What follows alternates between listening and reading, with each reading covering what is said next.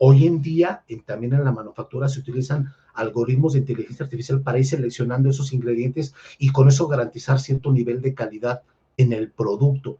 Entonces, claro, no es un todo, es dónde puedo yo ir incorporando estos algoritmos para hacerme la vida más fácil. Te voy a poner otro ejemplo que justo ayer estaba platicando con un amigo. Cuando yo empecé a trabajar en esta empresa aseguradora, es una empresa aseguradora que es una empresa holandesa, originalmente llegó a México, y esta empresa holandesa trajo un framework, un marco de arquitectura bastante avanzado, me parece, y bastante completo y bastante robusto. Y una de las cosas que me gustó es que había una herramienta que era una herramienta que vendía un vendor de software que no sé si exista todavía, se llamaba Real Methods. Y esta herramienta, lo que tú hacías es que tú ponías un diagrama de UML y con este diagrama de UML, esta herramienta te generaba código.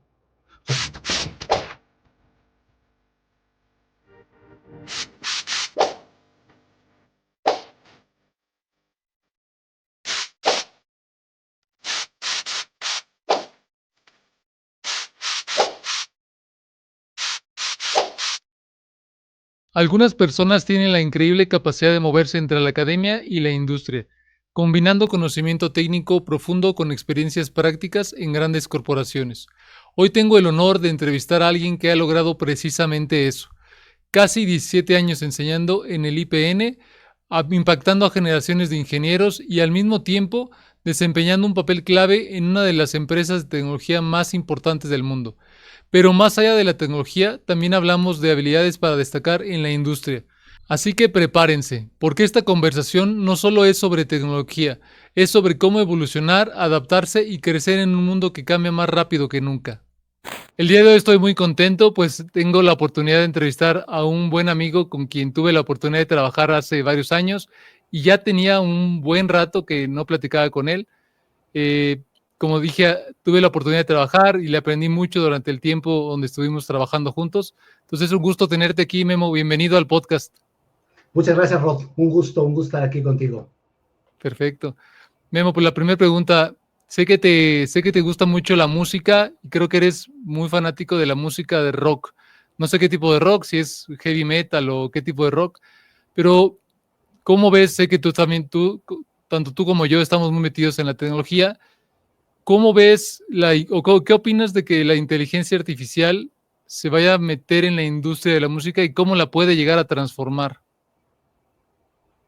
Ok, bueno, mira, es un tema un poco controversial porque tengo algunos amigos músicos que utilizan desde hace muchos años herramientas tecnológicas para poder pues ayudarse en ese proceso creativo de la música. Sin embargo, la inteligencia artificial, como te da unas capacidades mayores, tú puedes incluso a través de alguna inteligencia artificial crear una pieza musical, crear el guión de alguna película, y eso está generando algunas conversaciones. Primero causa un poco de inconformidad con algunos músicos porque piensan que están en cierta desventaja.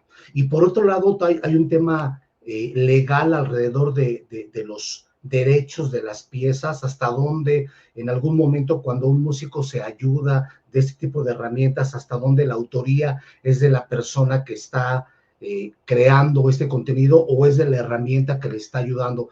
Yo creo que la inteligencia artificial va a cambiar mucho la manera en que interactuamos en el mundo, no solamente el tema de la música, el tema del trabajo y de la manera en que operamos. Yo lo veo, por ejemplo, con los jóvenes, los estudiantes. Tengo unos sobrinos que están ahorita en secundaria, preparatoria, y yo me doy cuenta que ellos utilizan la inteligencia artificial para ayudarse, para hacer sus trabajos, para aprender de una manera mucho más simple, y creo que esto transforma la manera en que hacemos el día a día, no solamente en la música, sino en cualquier ámbito. Justamente tú que mencionas ahorita que me gusta mucho la música, justo hace unas semanas escuché un par de bandas que utilizan los juegos de video como su inspiración para crear música, son bandas de metal y utilizan estos recursos de los juegos de video para inspirarse y utilizan la tecnología para poder ampliar las posibilidades de sus obras musicales. Sí, que creo que, pues digo, esta tecnología tiene la capacidad de transformar o está transformando varias industrias y sin lugar a dudas yo creo que aquella, sin importar la profesión y a qué te dediques, si no la usas, si no la explotas para poder hacer mejor tu oficio, pues te puedes quedar un poco rezagado y desaprovechar lo que otras personas sí lo pueden estar usando. Memo, déjame regreso unos años antes. Sé que has estado dando clases en el Politécnico y llevas creo que 17, 18 años dando clases. ¿De dónde nace el gusto por dar clases y cómo has visto que ha cambiado los planes de estudio a lo largo del tiempo, ¿no? Mira, es una pregunta interesante y podría pasarme de verdad una hora solamente hablando de cómo fue que llegué al tema de dar clases. Fíjate que irónicamente, una de las cosas que yo no quería hacer cuando era estudiante era dedicarme a dar clases. Tengo algunos familiares que son profesores de Sí, profesión, son normalistas, algunos de ellos incluso ya están jubilados, y cuando yo estaba en la preparatoria, ellos me decían que el camino de la docencia es un trabajo muy noble y donde puedes aportar mucho. Y en aquel entonces yo lo veía como algo que no era de mi interés. Curiosamente, la vida me fue llevando a estar en el tema de la docencia. Cuando yo terminé la preparatoria y entonces iba a pasar a estudiar la carrera, decidí trabajar y mi primer trabajo fue dando clases de tecnología y de computación y ese fue como mi primer enfrentamiento. Te soy honesto, no era muy consciente de lo que estaba yo haciendo. A mí me sonó una buena idea porque era un trabajo que me quedaba relativamente cerca de la casa donde vivía en aquel entonces y de la escuela donde yo eventualmente iba a estudiar mi carrera. Y me pareció una buena idea, pero no me di cuenta exactamente de lo que estaba haciendo hasta que estaba frente a un grupo, porque tienes una gran responsabilidad de lograr que la audiencia, los estudiantes, las personas que te están escuchando, entiendan lo que tú le estás diciendo y les sea de utilidad. Han cambiado muchas cosas y también tristemente te podrá decir, Rod, que muchas cosas tampoco han cambiado en el tiempo. ¿A qué me refiero? Tú preguntabas cómo ha cambiado los planes de estudio. Bueno, por un lado, hay algunos planes de estudio que han estado cambiando de manera constante. La sí. tecnología cambia la manera en que hacemos las cosas todos los días y la misma manera de utilizar la tecnología ha cambiado radicalmente en los últimos 60, 70 años, porque sí, ya tiene todo ese tiempo que tenemos utilizando computadoras, ha cambiado mucho la manera en que hacemos las cosas y eso ha obligado a que las escuelas actualicen sus planes de estudio para incorporar tecnologías que en su momento son emergentes. Hoy en día, por ejemplo, está muy de moda el tema de inteligencia artificial, desde hace algunos pocos años el tema de la nube, y estos temas se tienen que ir integrando dentro de los planes de estudio de las escuelas para que los estudiantes cuando salen al mundo laboral puedan tengan el conocimiento que las empresas están necesitando. Es difícil, es muy difícil ir al día. He tenido la fortuna de trabajar en empresas de tecnología en los últimos 14 años y te puedo decir que una de las cosas que las empresas de tecnología buscamos es estar muy cerca de la docencia, estar cerca de las escuelas, de las comunidades estudiantiles, para que si sus planes de estudio no integran conocimiento que está siendo creado prácticamente no exactamente en el momento, pero en muy corto tiempo, este conocimiento lo tengan los estudiantes, lo puedan incluir en su experiencia laboral y les pueda servir. Y que además los profesores puedan integrar estos nuevos avances tecnológicos o estas nuevas áreas de conocimiento dentro de sus clases y eventualmente propongan cambios en sus temarios, en sus planes de trabajo. Es un proceso un poco lento porque las empresas no pueden estar cambiando cada Claro. 2, 3 años el contenido temático y es así de vertiginoso la manera como cambia la tecnología. Te podrá decir, por ejemplo, en el campo de la inteligencia artificial, tú hoy utilizas un modelo y pasan semanas y hay una Sí, nueva ya cambió, versión ya cambió. de ese modelo, exactamente. Entonces es muy rápido como cambia la tecnología y es difícil que las escuelas se puedan mantener con este ritmo. No, y es bien cierto eso que dices. Final del día, ese proceso de enseñanza-aprendizaje, pues lleva muchísimos años, si no es que te diría siglos, ¿no? Y creo que aún con la tecnología ha sido complejo cambiar ese modelo para que le demos más, digo, tú lo vives, tú estás viviéndolo en el día a día ahí con los alumnos, pero es cómo le quitas esa carga al profesor para que realmente se enfoque en ayudar al alumno a aprender y a que ese conocimiento que adquiere, pues lo empiece a aplicar en la práctica y se meta al mercado laboral lo más rápido posible. Sí, mira, las mismas herramientas te ayudan un poco a eso. Te voy a poner un ejemplo muy simple. Hace rato decías que si no incursionas en este tema de la inteligencia artificial o de la tecnología, te vas quedando un poco atrás. Es muy curioso Sí, porque, aunque no quieras, lo haces. O sea, claro, tú sales en la mañana, por ejemplo, a tu oficina o a la escuela o a donde quiera que tú vayas y lo primero que haces es agarrar tu teléfono, el ponerle a Waze. dónde vas y tu propio teléfono, si utilizas Google Maps, si utilizas Waze o alguna herramienta de estas, ya tienen algoritmos de inteligencia artificial que te permiten facilitar la ruta por donde tú vas a avanzar, ¿no?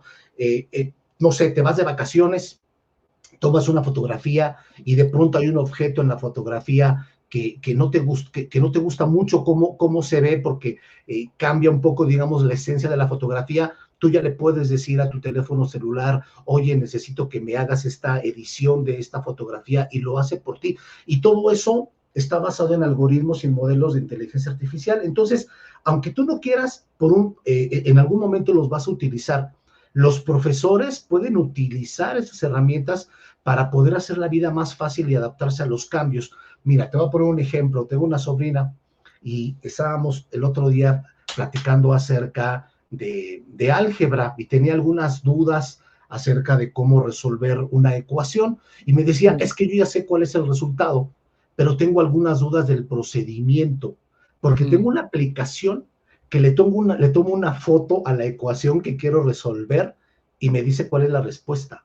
Claro, Y entonces yo me quedé sorprendido porque desconocía de esta herramienta, me puse a investigar, resulta que una persona tenía la necesidad de enseñarle matemáticas a su hija, a su hijo, no recuerdo si era niño o niña, y, y él se dedica a la tecnología y dijo, bueno, ¿por qué no hago una aplicación que pueda tomarle yo una foto a una ecuación o a un problema matemático y me dé claro. la respuesta y eventualmente incluso me dé el procedimiento? Entonces, ese tipo de avances los puedes integrar en el modelo de aprendizaje, de enseñanza-aprendizaje, para que sea mucho más efectivo.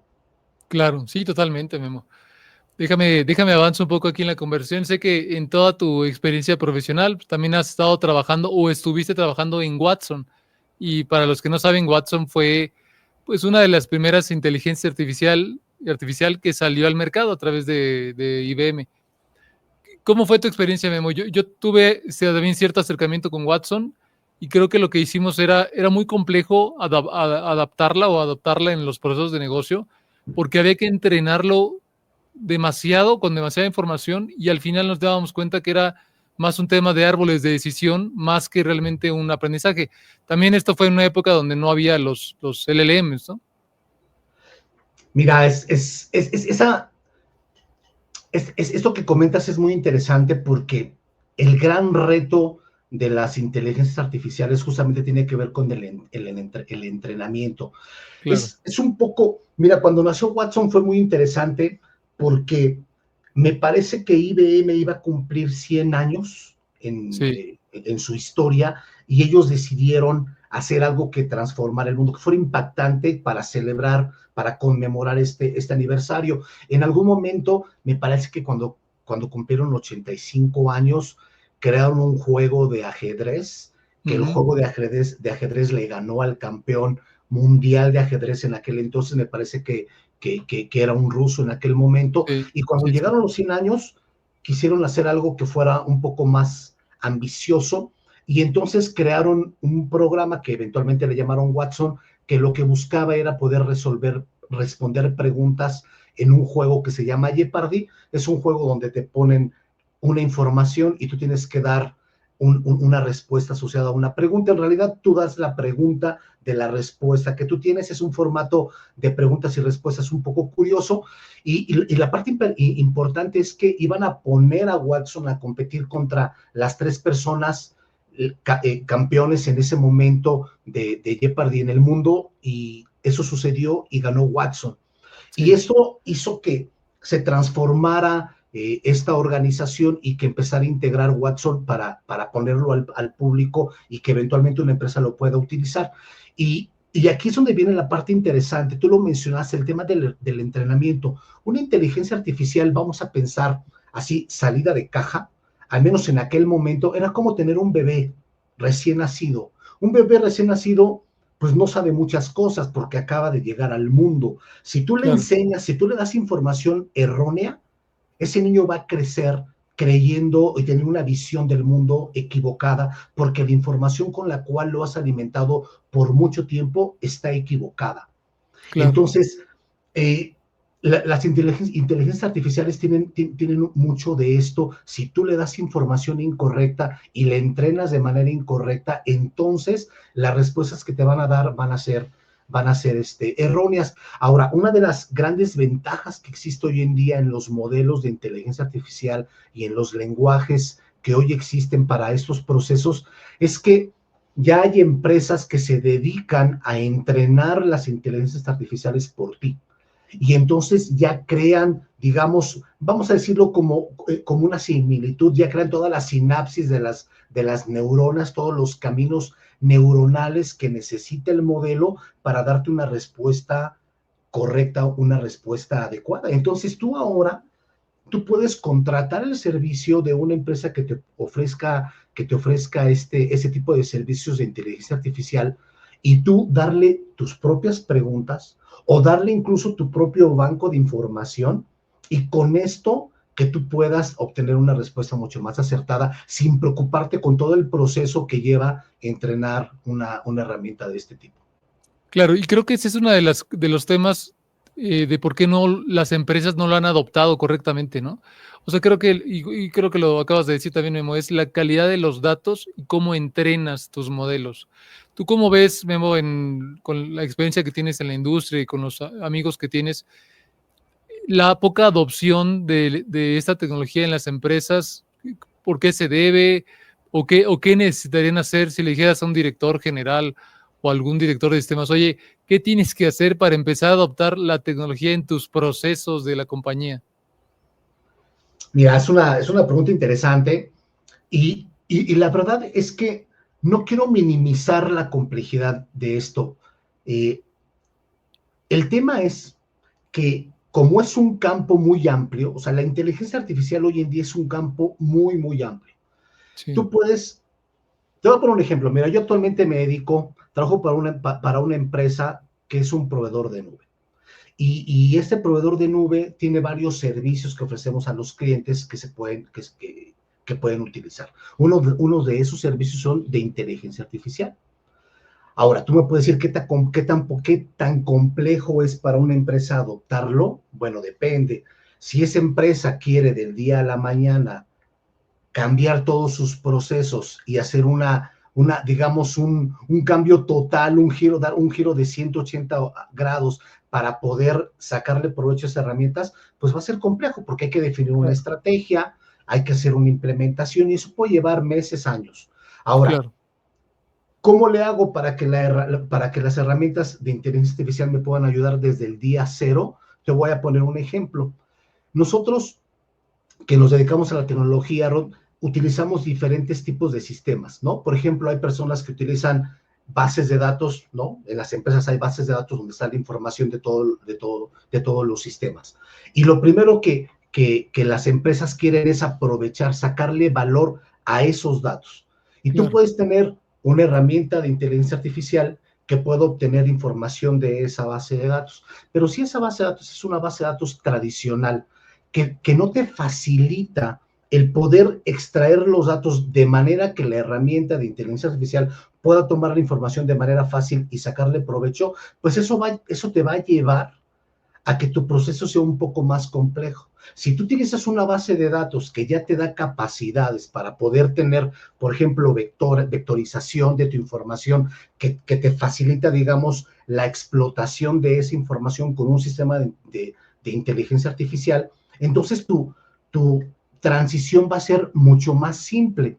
Hay herramientas, ¿no? Hay, por ejemplo, data lakes que ya te permiten subir tu información, un data lake que puede vivir en la nube y que con eso tienes capacidades de crecimiento prácticamente infinitas. Tú le puedes ir agregando toda la información que necesitas, y esas herramientas también ya tienen algoritmos de inteligencia artificial, herramientas de inteligencia artificial para que tú explotes la información que tú tienes. Yo algo que he visto es que uno de los grandes miedos que tienen muchas empresas de estas herramientas es que el reto tecnológico que eso puede implicar, pero repito, esto lo puedes mitigar si tienes Claro. las herramientas adecuadas y tienes el equipo de expertos que te acompañe en hacer una transición, en definir una estrategia y en ir implementando inteligencia artificial en diferentes partes de tu empresa. Es decir, no es que una empresa se vuelva totalmente operacional o que haga un cambio, ahora yo ya soy total 100% inteligencia artificial, sino que van a ir incorporando herramientas de inteligencia artificial en diferentes áreas dependiendo de sus necesidades. Y te voy a poner un ejemplo.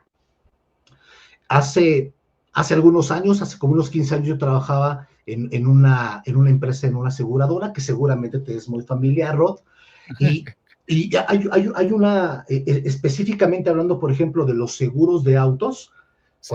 Cuando una persona llama al seguro de autos, muchas veces o la mayor parte de las veces es porque tuvieron algún choque. Y la Sí. mayoría de los choques que suceden, al menos en la Ciudad de México, siendo la Ciudad de México una ciudad tan grande, son siniestros o son accidentes que no son tan graves, ¿no? Son Simplemente menores, hay ¿no? mucho Accidentes son tráfico, son menores.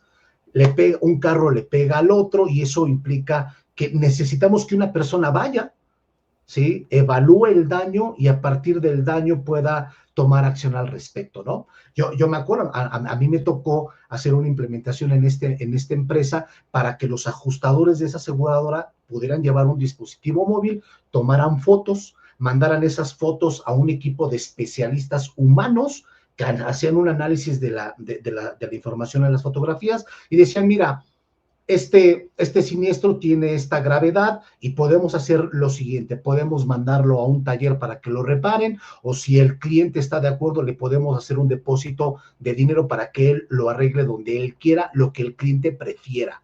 Hoy en Claro. día, tú puedes hacer lo mismo sin intervención de un experto evaluador de accidentes. Claro. Tú puedes tomar fotos, mandarla a tu sistema, subirla a tu sistema y un algoritmo de inteligencia artificial puede determinar el tipo de daño que puede tener Sí, tu un automóvil, vehículo sí. Sí, sí, sí. a partir de un error. Y esa tecnología la utilizan, por ejemplo, empresas de manufactura, ¿no? Empresas, las mismas armadoras de los autos utilizan ese tipo de herramientas para estar tomando fotografías de las piezas o de los vehículos ya construidos y poder identificar algún pequeño detalle que pueda tener de fabricación un producto.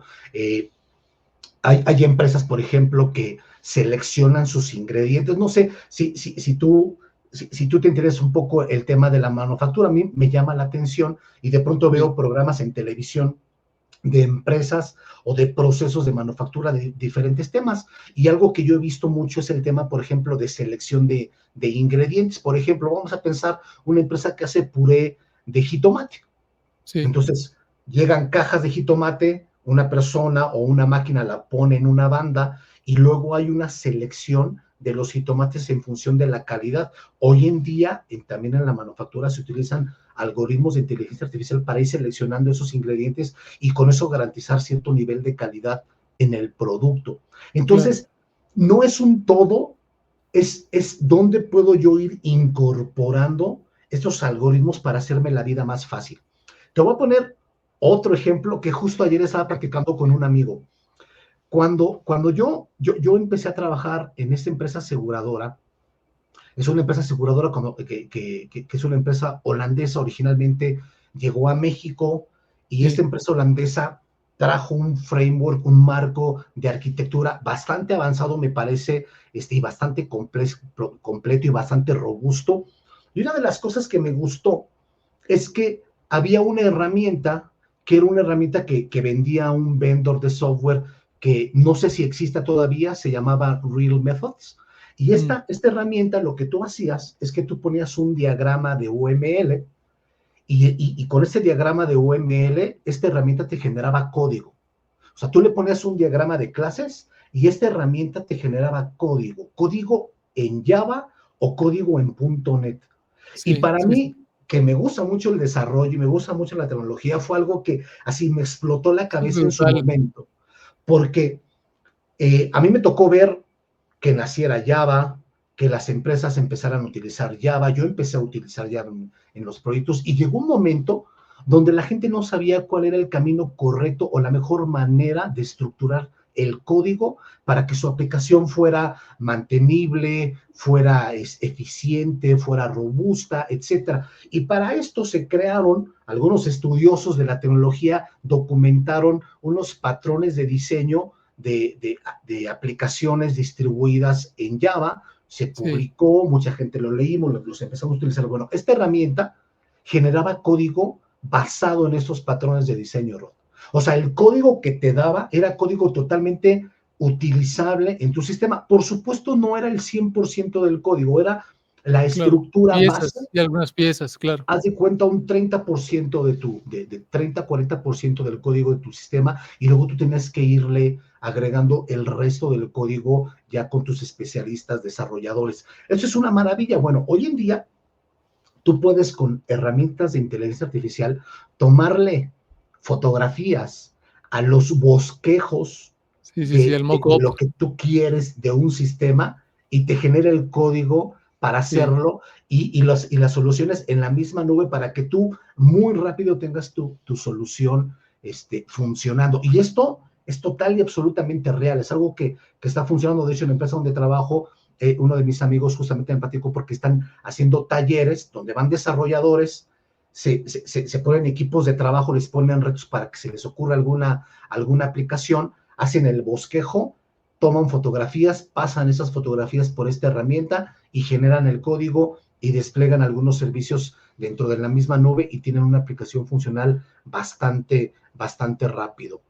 sí, es impresionante, Memo, cómo, o sea, cómo la tecnología y la evolución que hemos visto, pues nos lleva de hacer tareas que a lo mejor nos llevaban 2, 3 semanas o más a poderlas hacer en horas.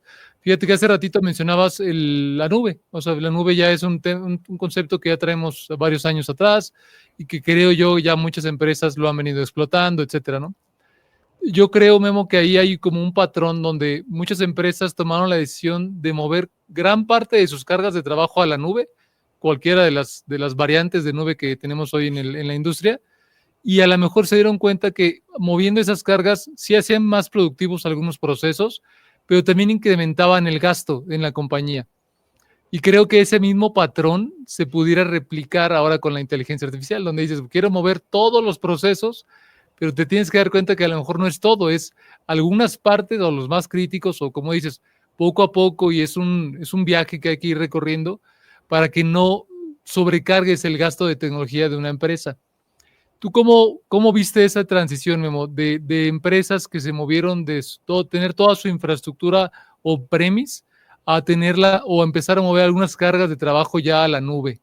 Y obviamente, ¿cómo recomiendas que administren ese gasto? Ok, mira, es una visión interesante la que... Antes de volver al episodio, hay dos cosas que quiero pedirte. La primera, agradecerte por escuchar y sintonizar el programa cada semana. Significa mucho para las personas que lo producimos. Y la segunda, es un sueño que sentimos que apenas estamos comenzando. Si disfrutas lo que hacemos aquí, por favor, únete a las personas que ven este canal regularmente y le dieron clic al botón de suscribirse. Si te suscribes, te hago una promesa. Haremos lo posible para que el programa sea tan bueno como podamos, trayendo invitados para que logren aportar más valor a tu vida. Mil gracias y de vuelta al episodio. Mira, es una visión interesante la que planteas, porque efectivamente a las empresas les interesan tener un control del dinero, ¿no? O sea, no Claro, gastar de más. claro. Sin embargo, Te voy a poner un ejemplo, porque el tema de gastar más es un poco también de percepción.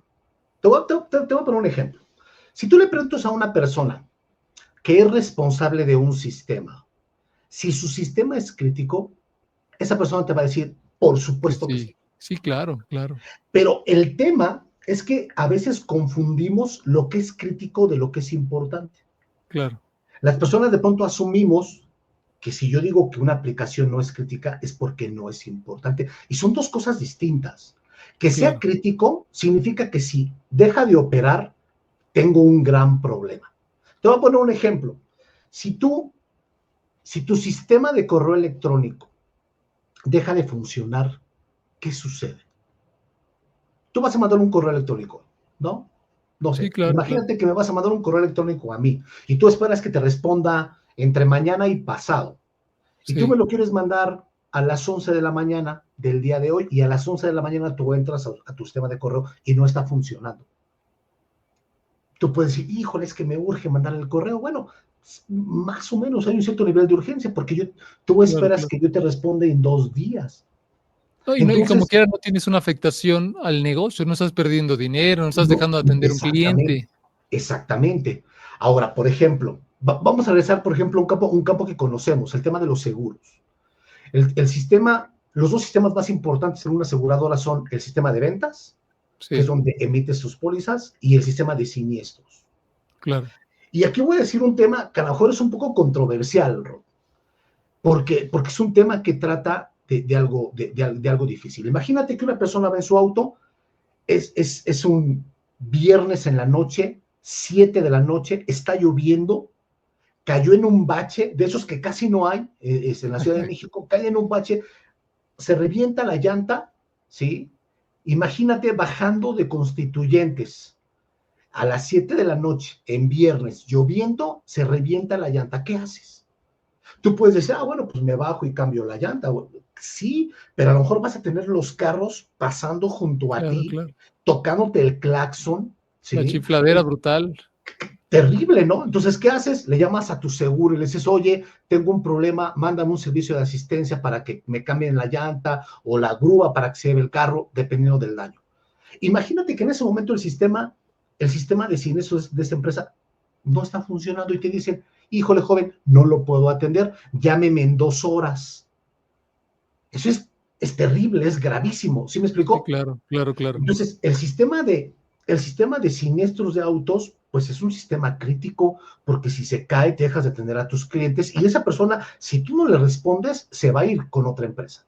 claro, ¿Ok? claro, Ahora, ¿qué sucede si una persona desafortunadamente fallece y tiene un seguro de vida? Y entonces sus familiares van a, llaman a la aseguradora y le dicen, oye, mira, desafortunadamente mi familiar falleció, tiene un seguro de vida y nos gustaría iniciar el trámite. Y en ese momento el sistema de siniestros de vida no está funcionando. ¿Qué creen que va a pasar? Que tú le vas a decir a la persona, mire, una disculpa, ahorita en el sistema no puedo revisar esta información, pero mire, yo voy a revisar su caso y yo me voy a poner en contacto con usted mañana para indicarle cuáles son los pasos que van a seguir.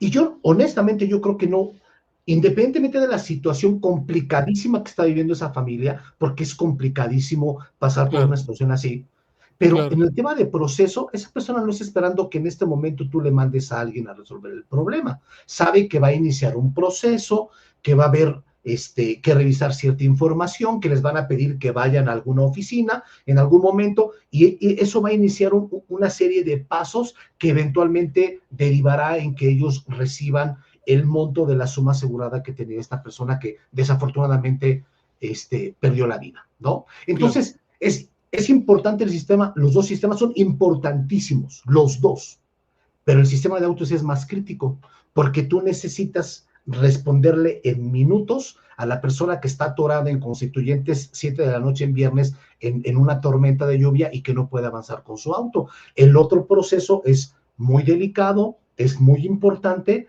pero si no lo respondo en 5 o 10 minutos, no pasa mucho. El claro. proceso en general es mucho más largo. Entonces, ¿por qué te comento esto? Porque cuando tú tienes una solución que es crítica, necesitas poner un montón de elementos para hacer que esa aplicación sea robusta. Y eso implica, por un lado, tener redundancia de infraestructura tecnológica, tener procesos que acompañen esta infraestructura y este proceso ágil. Y eso implica dinero, Rod. O sea, eso implica que tú Sí, gastes claro, claro, más. No es lo claro, mismo pagar por un servidor que pagar por 3 o pagar por claro, 10. claro. Entonces, cuando tú pones en una perspectiva el nivel de servicio que tú quieres dar y tú tienes la infraestructura que lo va a soportar, la infraestructura que no es tan crítica va a tener menor costo que la otra. Eso por un lado. Y por otro lado, ahora te digo esto porque cuando nuestros clientes conocen las capacidades de la nube, por un lado dicen, esto es un paraíso, Sí, porque yo claro, puedo desplegar mi aplicación no solamente en un data center, sino en varios data centers de la misma zona geográfica y en diferentes zonas geográficas. De tal manera que si algo sucediera en Virginia del Norte, yo tengo una réplica en Oregon que puede darme respuesta. Bueno, eso implica un costo. Cuando claro. tú estás acostumbrado a que tu aplicación la despliegas en un solo centro de datos, en una sola infraestructura, y tú tienes la nube y tú puedes tener soluciones más robustas, soluciones que quizás no necesitan tanta robustez, tu factura se puede ir al cielo.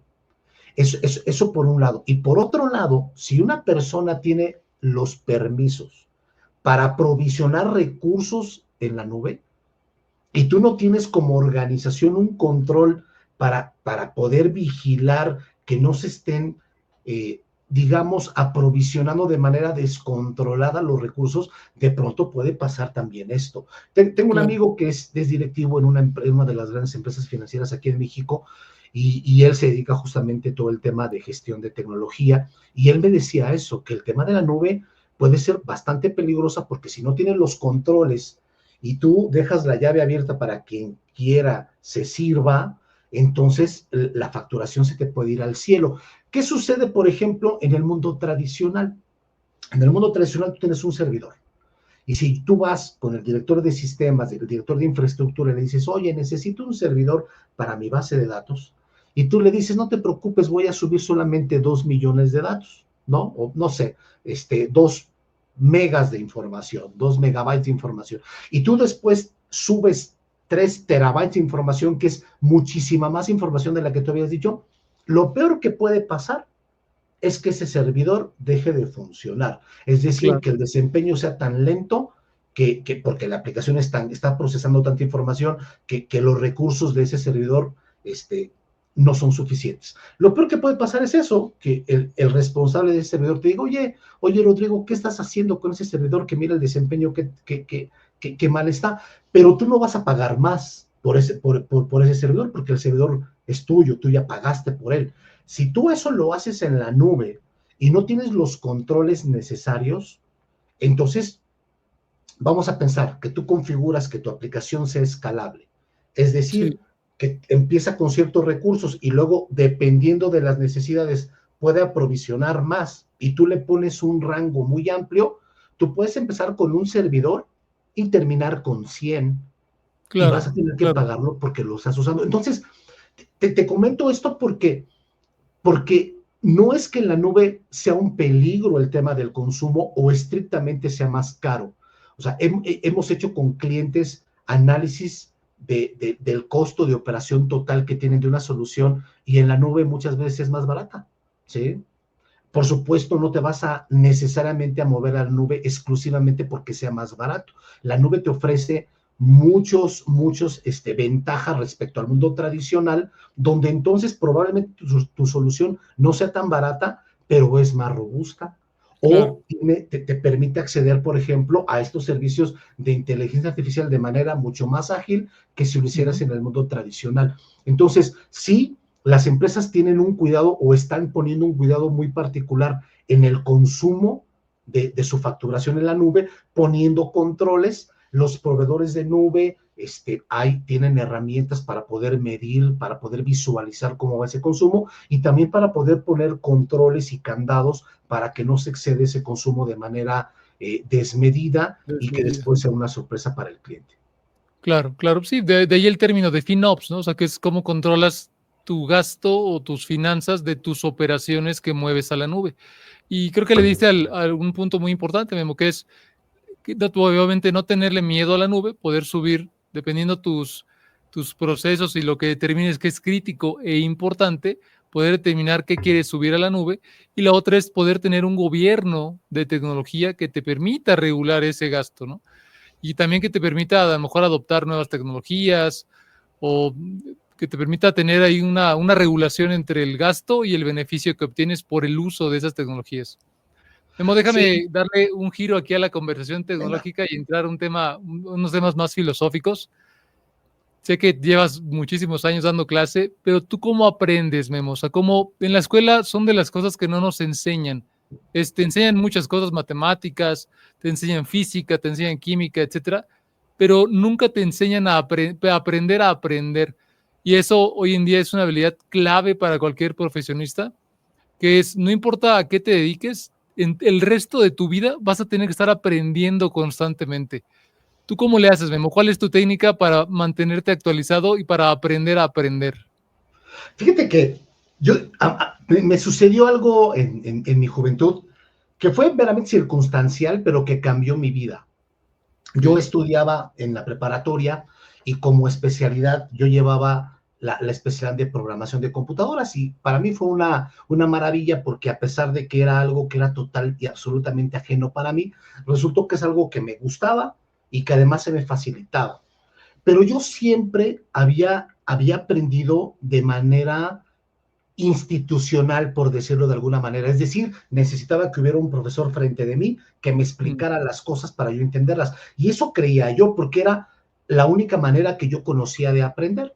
claro. Entonces, por ahí de cuando yo iba más o menos en quinto semestre, yo en aquel entonces estaba aprendiendo lenguaje C, estructuras de control, algoritmos en lenguaje C, y me fascinó, me gustó muchísimo. Yo sé que me veo como de unos 25 años, Rod, pero no, soy mayorcito. En aquel entonces yo solamente sabía programar COBOL, había llevado creo que 3 semestres de lenguaje COBOL, que desde Sí, aquel entonces decían que iba a morir, y hoy te puedo decir que hay muchas instituciones bancarias que lo sí, siguen claro, usando. claro. Muchos cores bancarios sigue estando en COBOL. Así es, justamente. Y luego, imagínate aprender COBOL, y luego empecé a usar lenguaje C. Fue un cambio radical y me Claro. fascinó, ¿no? Me gustó mucho el mundo del lenguaje C.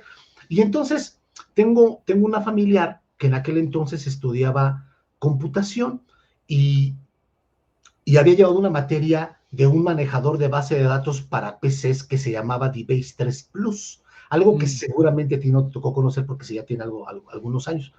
Y entonces esta persona llevó esa materia, llevó un libro, lo terminó y yo creo que dijo, pues yo nunca más voy a utilizar este libro, ¿qué hago? Ah, pues se lo doy a Guillermo y me dio el libro de DBase 3 Plus.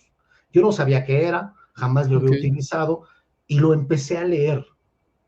Y, y para mí fue maravilloso porque yo me di cuenta que sin necesidad de que hubiera alguien explicándome, podía entender lo que me estaban diciendo. Por supuesto, la tecnología tiene una gran ventaja, es algo práctico. Es decir, te claro. explican, mira, si tú haces esto, va a suceder esto como consecuencia. Entonces Sí, yo lo agarro, puedes ir viendo, te da oportunidad es, de irlo viendo. exactamente, y eso es una gran ventaja de la tecnología, que tú puedes aprender haciendo las cosas. Y entonces yo me di cuenta que al menos para el tema de tecnología, yo no necesariamente necesitaba tener a alguien frente de mí explicándome, que yo podía agarrar un documento, leerlo y ponerlo a practicar. Por supuesto, era un mundo muy diferente al que vivimos ahora, porque en aquel entonces el acceso a Internet estaba muy restringido, eran Claro. velocidades muy lentas y no teníamos esa facilidad y esa cercanía que tenemos hoy en día con el mundo del Internet. Entonces, hoy en día, aprender de lo que tú quieras es mucho más fácil porque hay una cantidad no infinita, pero sí gigantesca de recursos en línea o de recursos en la red con la cual tú puedes aprender. Lo más interesante es que hoy en día hay recursos para que tú puedas aprender de diferente manera. O sea, yo por ejemplo, y contestando puntualmente tu pregunta, ¿cómo me mantengo yo? yo soy de hacer cosas, es decir, a mí me gusta documentarme de algo, entender de qué se trata y Practicarlo. practicarlo. Y otra cosa que me ha llevado la vida es que cuando tengo que enseñar algo, Mm, aprendes más. claro, Mira, ya tengo muchos años dando clase, como bien dice Rod, pero todavía de pronto hay algún alumno que me hace una pregunta que nunca me habían hecho y ya, que yo digo, ah, caray, jamás me había preguntado esto. claro, claro. Y Sí, te obliga entonces, a regresar y prepararte más para poder llegar con la respuesta. o incluso a deducir por qué sucede de esa manera. Y muchas veces, pues bueno, ya después de muchos años de utilizar alguna herramienta, pues más o menos vas sabiendo por qué se dan ciertas cosas. Entonces, mi manera de aprender es haciendo, ¿no? Sí, soy muy autodidacta, me descubrí como alguien autodidacta. No es la única forma en la que aprendo, pero te puedo decir que el 80% de las cosas que aprendo es si hay un tema que me interesa, voy y busco información al respecto. Me encanta, por ejemplo, hay muchas universidades que publican pues los estudios, resultados de trabajos doctorales. Por ejemplo, mucha de la Sí, tecnología que hay en el mundo hoy en día es consecuencia sí, del trabajo de alguien que hizo un trabajo de doctorado para algún tema y que eventualmente después a lo mejor volvieron un producto o sí, volvieron una comercial, se solución volvió comercial. exacto, o open source y que de ahí Ah, claro, evolucionó. Entonces, me gusta de vez en cuando hay un tema muy particular o muy innovador, tomar ese tipo de estudios, dar una leída, ver de qué se trata, y luego cuando ya se vuelve realidad una solución, pues empezar a utilizarla. Me gusta hacer las cosas y eso hace que aprenda más fácil. Y la otra cosa es también obligarme un poco como a tratar de explicarlo, porque claro, eso hace que me vaya respondiendo ciertas preguntas o que vaya investigando sobre ciertas cosas que de otra manera no me preguntaría. Pero creo que la ventaja de la manera en que vivimos hoy en día es que hay herramientas para aprender de diferente forma.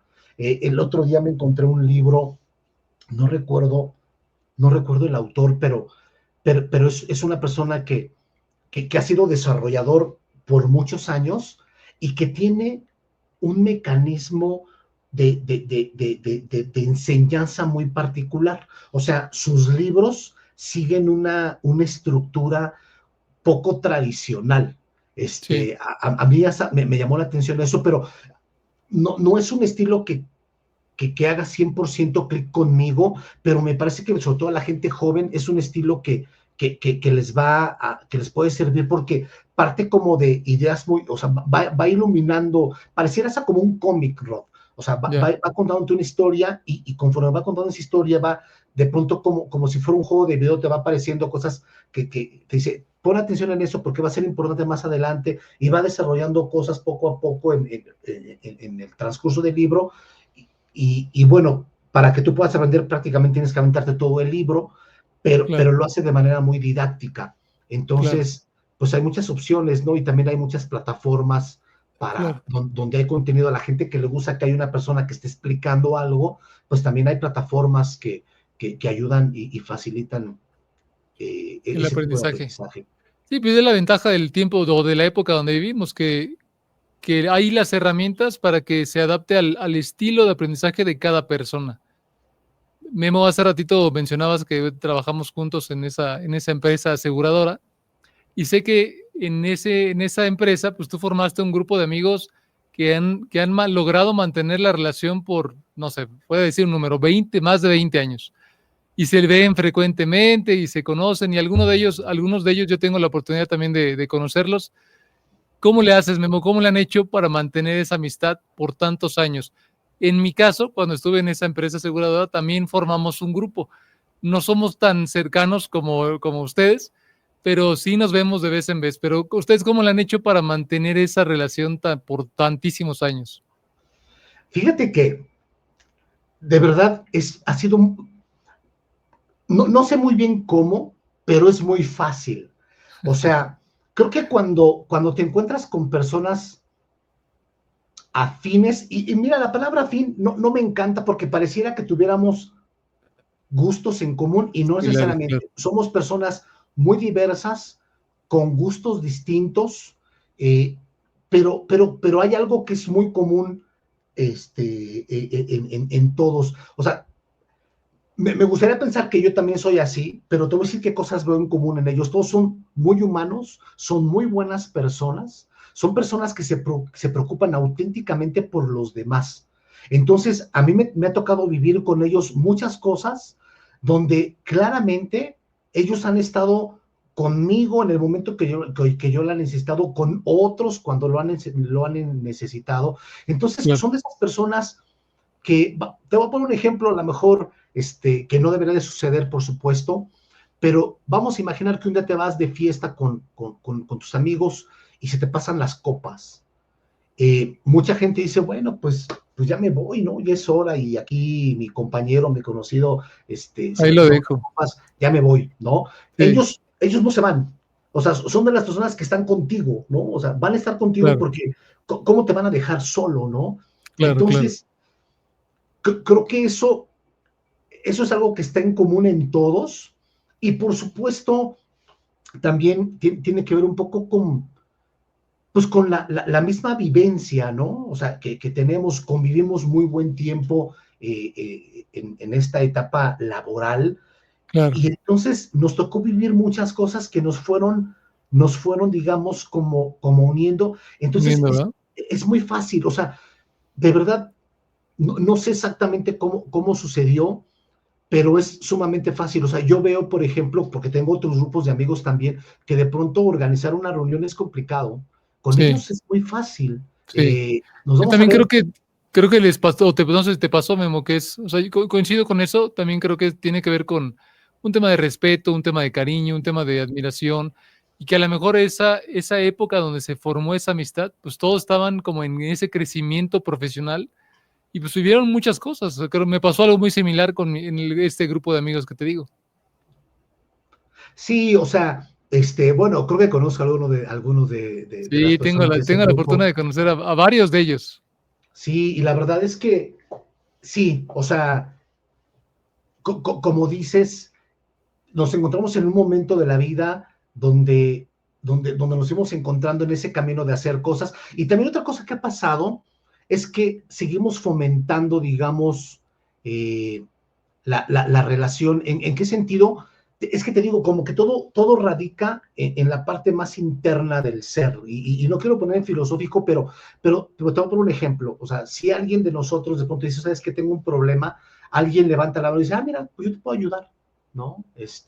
Entonces eso hace que haya pues ese lazo fuerte. Y otra cosa también es muy curioso porque pareciera que cuando nos dejamos de ver, hacemos pausa Mm. y el día que nos volvemos a ver, continuamos. O Como sea, si nada, ¿no? como si Como si no nada. hubiera existido esa pausa. Así es. Sí, Entonces, qué bonito. es fácil estar con personas así y disfrutar de la compañía de ellos. Y afortunadamente también tengo otra cosa que es una maravilla, que nuestras familias se integraron a esa dinámica. Ah, claro, claro. Entonces, Sí, eso ayuda también mucho.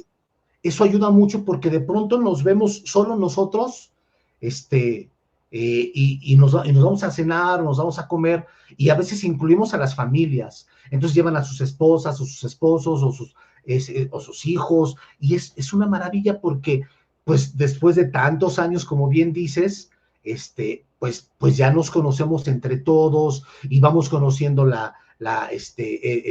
el último estatus en la vida o en un aspecto de la vida de alguno de los elementos de la familia, y eso también ayuda, y se ha dado también muy buena química entre las Entre todos. familias. Sí. No, qué bueno, Memo, qué bueno, me da gusto. Salúdamelos, ahora que los veas, salúdamelos de mi parte.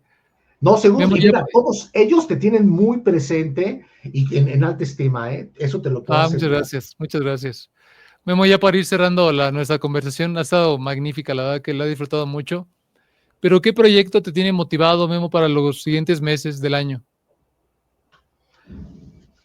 Híjole, es una buena pregunta. Mira, eh, algo que me gustaría a mí a hacer en este año es empezar a involucrarme en equipos de producto. Es decir, yo actualmente trabajo con un proveedor de nube, me encanta lo que hago, todo el tiempo estoy aprendiendo, pero me gustaría ser más influyente en algunas cosas, trabajar más de cerca con los equipos que desarrollan las soluciones.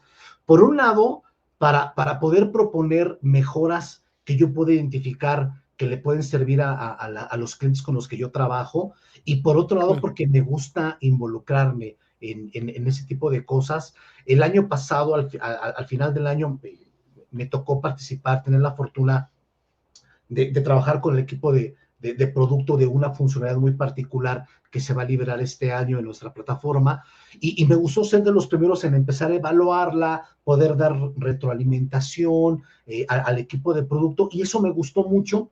Entonces, como que prendió un poco la curiosidad y La las chispa. ganas de seguir haciéndolo, y que eso pueda derivar en poder hacer un mayor consumo de los servicios que tenemos, para que puedan ayudar a nuestros clientes a hacer realidad pues sus proyectos, ¿no? Al final, y hasta tú decías el tema de la nube, yo creo que toda la tecnología es útil si la sabes utilizar de manera correcta. Claro. Como bien dijiste, la inteligencia artificial no es para resolver cualquier problema ni ponerlo necesariamente en todas las áreas de una empresa. Eventualmente va a estar involucrada en todos lados, porque eso va a suceder eventualmente. Y lo mismo en la nube, hay muchas cargas que naturalmente corren mejor, o te facilitaría mucho correrlas en la nube, porque puedes tomar ventaja de muchos servicios que ya viven nativamente ahí. Pero habrá algunas soluciones que sigan estando on-premise, y ese es el reto que tenemos personas como nosotros, Rod, que nos gusta el tema de la arquitectura, que al Claro. final trabajar con las empresas para ayudar a poner modelos de arquitectura que saquen lo mejor de ambos mundos. O sea, Justo. no hay una solución que sea la bala de plata, ¿no? Una solución que resuelva todos los problemas. No es algo mágico. Las soluciones con nuestros clientes son más complejas, involucran muchos sistemas con diferentes centros de datos en el mundo tradicional, con soluciones que están en la nube, con soluciones que viven en diferentes nubes. Entonces, Claro. el mundo hoy en día está tanto en soluciones tradicionales como en el mundo de la nube, en el mundo multinube, y el acelerador de todo esto, sin dudarlo, es la inteligencia artificial, que es una herramienta que nos va a ayudar a ser más eficientes en el trabajo que hacemos día a día. Perfecto, Memo. Pues, digo, ha estado magnífica la conversación. Ya la última preguntita es, ¿qué le recomendarías a los líderes en tecnología? Mira, yo creo que mi recomendación para los líderes en tecnología es que no se olviden de fomentar la innovación, pero de hacerlo de una manera institucional. Y con eso me refiero que haya un área encargado de eso, Claro. porque a mí me ha tocado trabajar con clientes que de pronto hay un equipo de desarrollo que se le ocurre una genial idea, que lo quieren desarrollar, pero que no encuentran quién escuche, quién apoye, y se pierde. Eso me ha tocado verlo en muchos años con diferentes empresas. Y algo que yo he visto es que las empresas que tienen un área específica de innovación, donde de pronto cuando a alguien se le ocurre una idea, dice, oye, yo quisiera involucrarme con temas de inteligencia artificial. A ver, vamos a trabajar, vamos a tener una incubadora de proyectos en esta área de innovación, y esas empresas son empresas que transforman la vida de mucha gente al sacar productos de manera recurrente, que innovan, ¿no? La manera en que se hacen las cosas. Entonces, creo que eso es algo importante, porque de otra manera, mira, una persona que tiene mucho trabajo va a estar enfocada en resolver el trabajo del día a día. Si Claro. tú además le pides que aprenda nube, que aprenda inteligencia artificial, cuando lo que tiene que hacer es sacar una lista de 10 pendientes, primero va a sacar la lista de 10 pendientes. Si Sí, su claro. trabajo es, o si tienes un área que ayude, digamos, a absorber cuáles son las herramientas, las soluciones de tecnología que van a incorporar en los proyectos, entonces eso puede facilitar para que entonces puedan irlo permeando hacia los equipos de desarrollo. Entonces, si tienes un proceso formal de innovación, pues va a ser mucho más fácil que las empresas las empiecen a adoptar. Perfecto, Memo. Pues qué gran consejo. Memo, muchísimas gracias por el tiempo y por compartir tus experiencias y aprendizajes con la comunidad que estamos aquí formando. Te mando un abrazo, Es un Memo. gusto. Gracias. Un abrazo, un gustazo estar contigo. Nos vemos. Gracias, bye. Amigos, ¿saben que la mayor parte de todos ustedes que nos hacen el favor de ver las entrevistas completas en YouTube no están suscritos? Cada 15 días tenemos entrevistas nuevas. Si le dan suscribir a la campanita, les estaremos avisando que ya tenemos una entrevista nueva y cada entrevistado nos deja grandes aprendizajes.